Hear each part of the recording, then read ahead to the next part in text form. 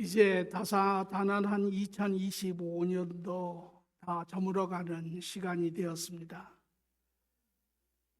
보통 이 한 해의 마지막 시간이 되면 사람들은 자기의 위치에서 하루의 삶을 보통 되돌아보며 삶이 어떠하였는지를 회상을 하는 시간들을 갖지요. 연초에 생각한 그런 삶의 계획들이 잘 진행이 되었는지, 또 아니면 비즈니스를 하는 분들은 비즈니스에 자기들의 연초에 세운 계획들이 얼마만큼 또 진행이 되었는지를 점검을 하며 하루에 한 해의 삶을 마감을 합니다. 우리 믿음의 사람들도 이러한 마감의 시간이 필요하다라고 생각을 합니다. 얼마만큼 진실되게, 얼마만큼 열매를 맺는 삶을 살았는지. 왜냐하면 이제 머지않아 우리 모두가 하나님 앞에 결산을 할 때가 있기 때문에 그렇습니다. 믿는 사람의 삶의 결단의 기준점이 무엇일까 하고 생각을 해봤습니다. 실질적으로 우리가 한 해 동안 교회에 얼마만큼 열심히 또 기쁨으로 섬겼는지, 그것이 또 기준점이 될 수도 있겠지요. 또 얼마만큼 내가 하나님과 깊은 교제의 시간을 갖고 말씀을 깊이 묵상하며 살았는지, 그것도 또 하나의 기준점이 될 수 있겠지요. 또 내가 우리 주위의 사람들을 얼마나 많이 돌아보고 그들의 삶에 도움이 되었는지, 그것도 또 하나의 기준점이 될 수 있을 것입니다. 그러나 과연 그것이 하나님이 우리에게 보셨을 때 결단의 기준점이 될 것인가 하는 생각을 해봅니다. 얼마 전에 제가 경험했던 이야기를 하나를 가지고 한번 이야기를 해보고자 합니다. 오랫동안 못 본 분이 저를 보고 하시는 이야기가, 목사님 하나도 변하지 않았습니다 라고 이야기를 해요. 일상적으로 우리가 많이 하는 그런 표현이기는 합니다. 그런데 그 표현이 사실은 맞는 이야기는 아니죠.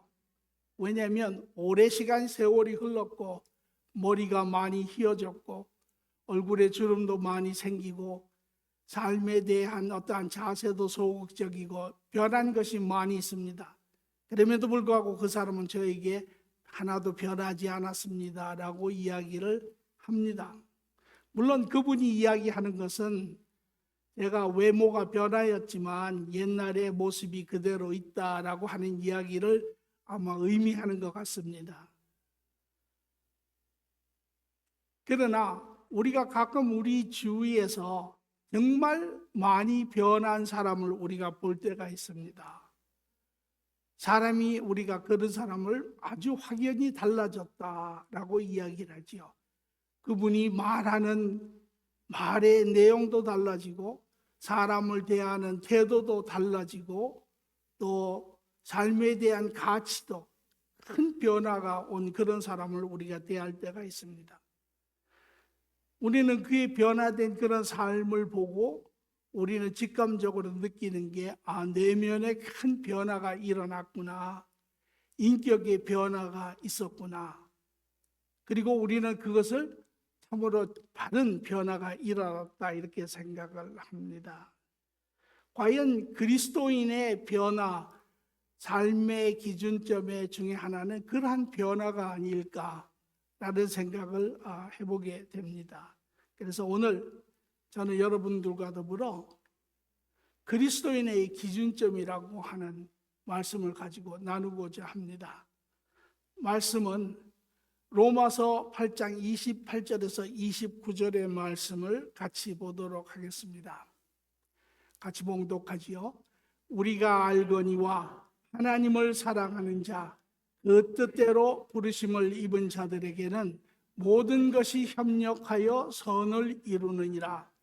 하나님이 미리 아신 자들을 또한 그 아들의 형상을 본받게 하기 위하여 미리 정하셨으니 이는 그로 많은 형제 중에서 맏아들이 되게 하려 하심이니라.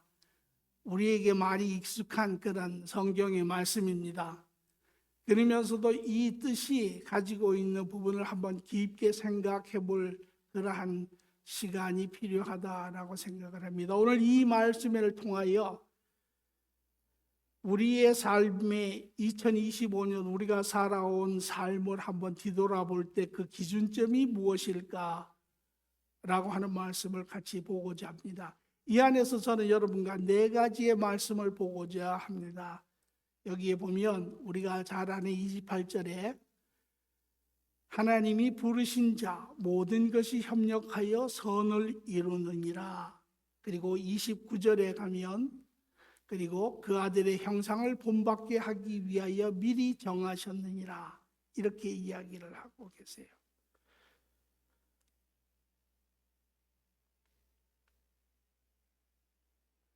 영어로 한번 제가 잠시 보겠습니다. 왜냐하면 이 번역이 영어와 한국의 번역에 약간의 차이가 있기 때문에 그렇습니다.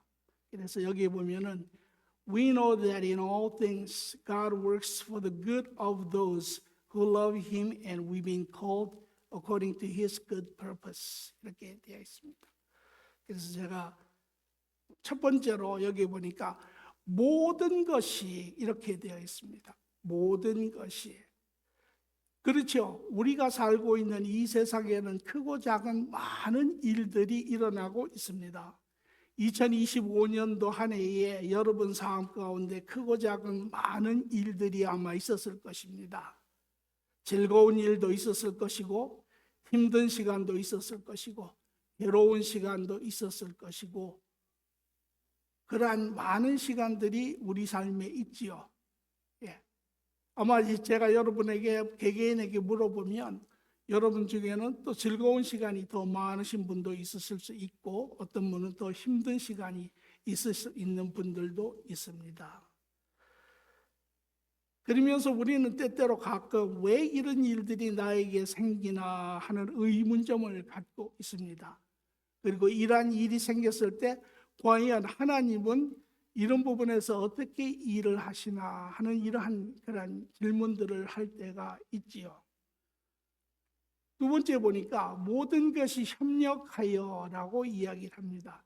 그런데 영어에서는 이거를 God works라고 이야기를 해요. 모든 일에 하나님이 주관하셔서라고 이렇게 표현을 하는 것이 아마 적합할 것입니다.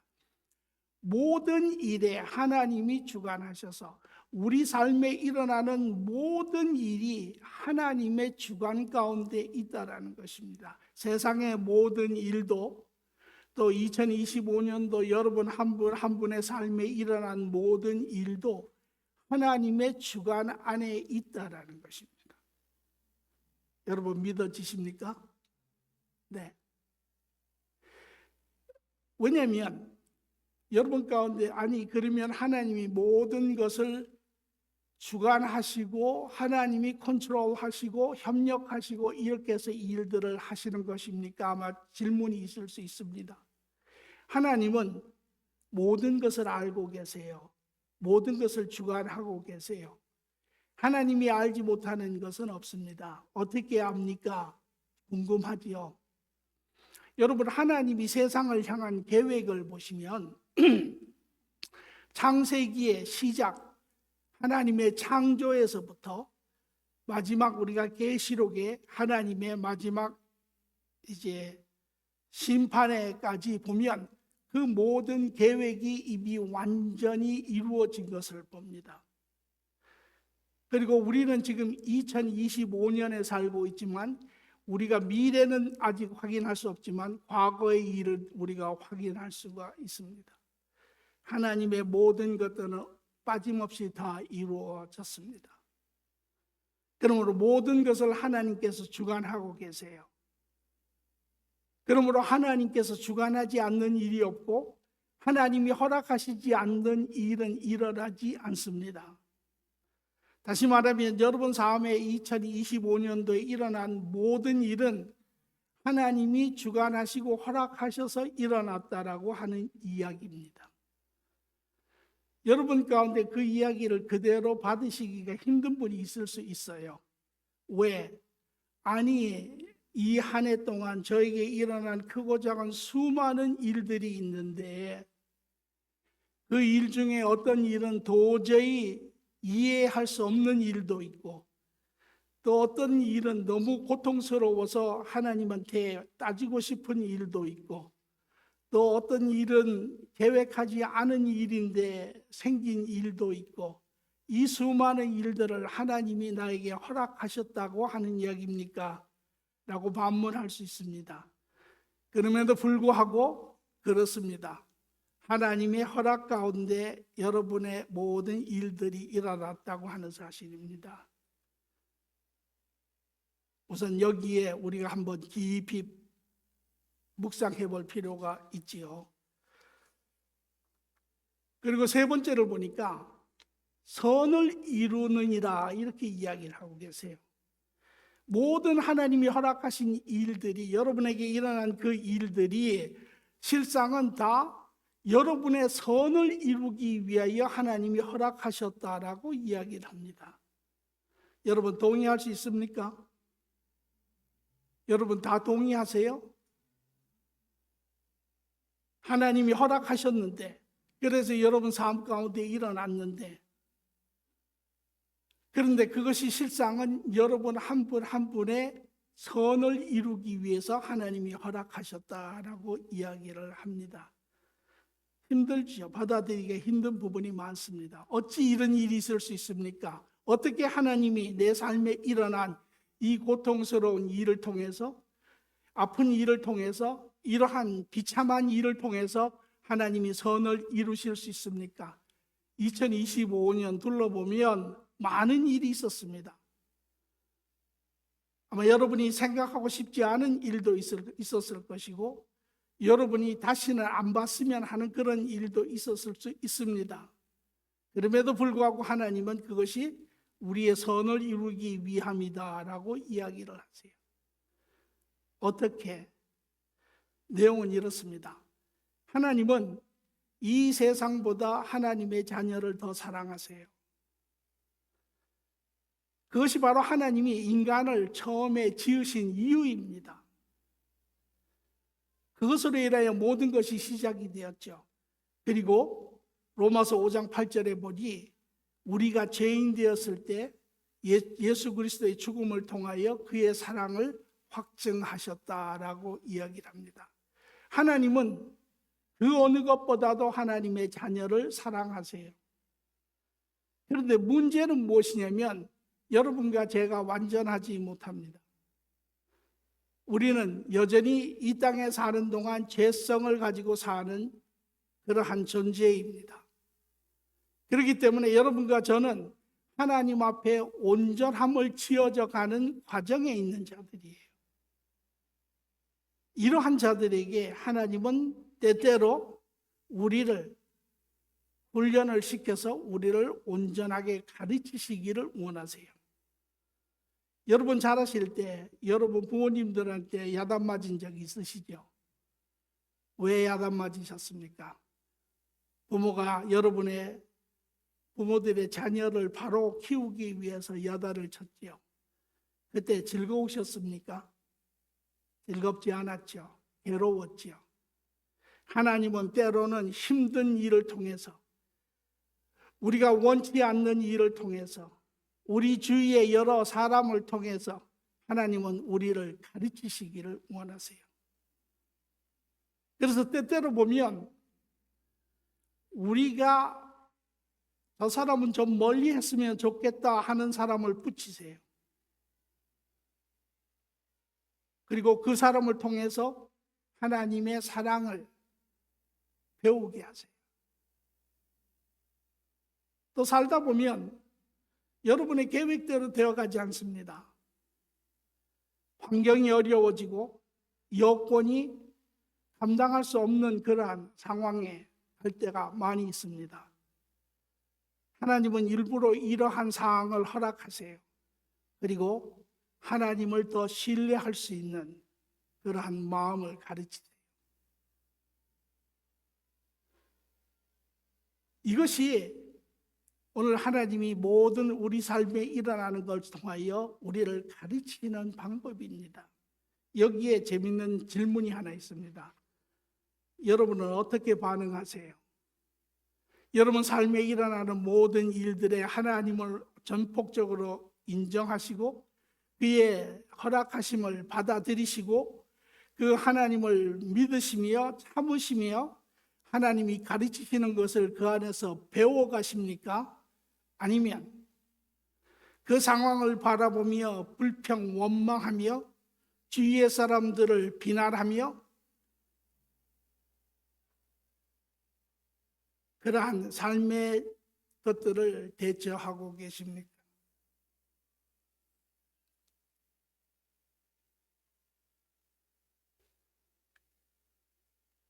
네 번째 29절, 우리가 28절의 이야기는 잘 알지요. 그러나 29절의 이야기는 우리가 건너뛰는 경우가 있는데 29절에 보니 그 아들의 형상을 본받게 하기 위함이라고 이야기를 합니다. 하나님이, 주관하시는 하나님이 우리 삶 가운데 모든 것을 주관하시고 허락하시고 주시는데 가르치시기 위해서, 그러나 그 최종적인 목적은 바로 여러분과 우리 모두가 그리스도의 형상을 본받으라는 것입니다. 다시 말하면 그리스도와 같이 되라라는 것이죠. 다시 말하면 하나님의 형상을 회복하는 것이 하나님의 뜻이라는 것이에요. 이것이 오늘 하나님과 우리와의 관계입니다. 그리고 이것이 오늘 하나님께서 실질적으로 우리 삶 가운데 역사하고 계시는 모습이에요. 그리고 이것이 오늘 여러분과 제 삶의 모든 것을 해석하는 방법입니다.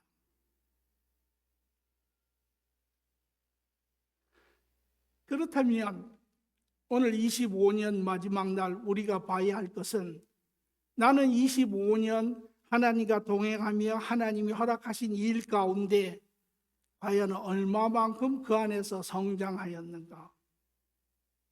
무엇을 배웠는가? 무엇이 실질적으로 변하였는가를 우리가 깊이 들여다보아야죠.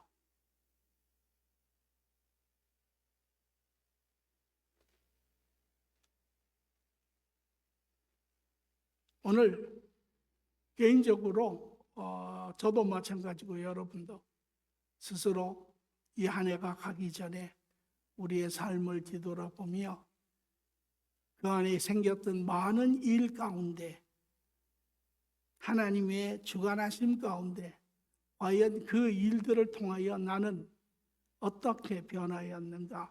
2025년 전에 그 사람, 그 모습 그대로 가지고 있는 사람인가? 아니면 한 해 동안 힘들었지만 고통스러웠지만 그러나 그럼에도 불구하고 하나님을 의지하고 신뢰하고 그 안에 하나님의 뜻을 발견하며 살려고 애썼던가 하는 그러한 시간에 우리 모두에게 있어지기를 바랍니다. 오늘 이것이 또 한 걸음 더 나가서 이제 2025년은 뒷전에 묻고 다가오는 2026년에 우리 모두가 또 새로운 하나님과 동행하는 챕터의 시간이 될 줄 압니다. 이때 여러분 모두도 이제 그 하나님을 바라보시고 의지하시고 여러분 삶 가운데 생기는 크고 작은 문제를 바라볼 것이 아니라 그 문제 안에 감추어져 있는 하나님의 선하신 뜻을 발견하시고 이러한 일들을 통해서 새롭게 다시 성장하는 한 해의 시간이 되기를 바랍니다. 그래서 히브리서 12장 6절에서 11절의 말씀을 우리 같이 한번 읽어보겠습니다.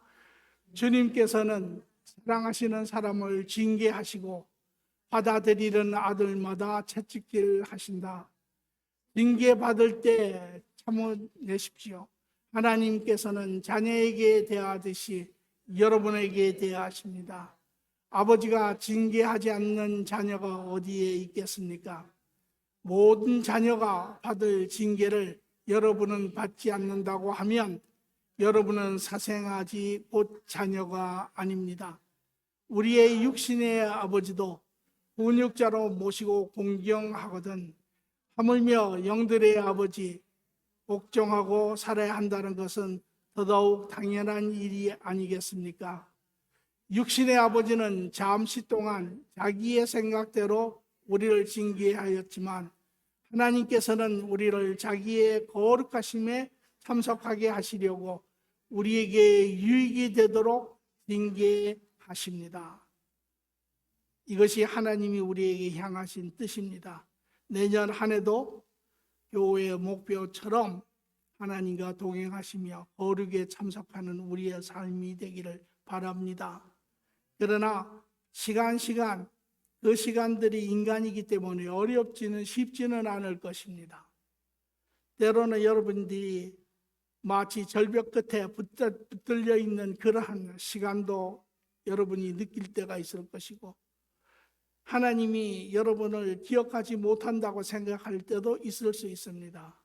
삶의 여러 시간들을 포기하기를 원하는 시간들이 될 수도 있습니다. 그럼에도 불구하고 하나님께서는 이 말을 우리에게 주시기를 원하세요. 고린도전서 10장 13절의 말씀으로 우리가 이야기를 끝내려고 합니다.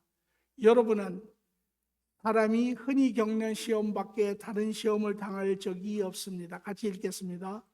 하나님은 신실하십니다. 여러분이 감당할 수 없는 능력 이상으로 시험을 겪는 것을 하나님은 허락하지 않으십니다. 하나님께서는 시험과 함께 그것을 벗어날 길도 마련해 주셔서 여러분이 그 시련을 견디어낼 수 있게 해주십니다. 하나님과 동행하는 또 하나님의 선한 뜻 가운데에 성장하고 바르게 세워져가는 한 해가 되기를 축원합니다. 좋으신 주님 감사합니다. 2025년 한 해를 보내며 한 해 주님 안에 우리의 삶을 결산하고자 합니다. 우리의 기준점이 무엇입니까? 하나님은 무엇을 보고 우리를 결산하십니까?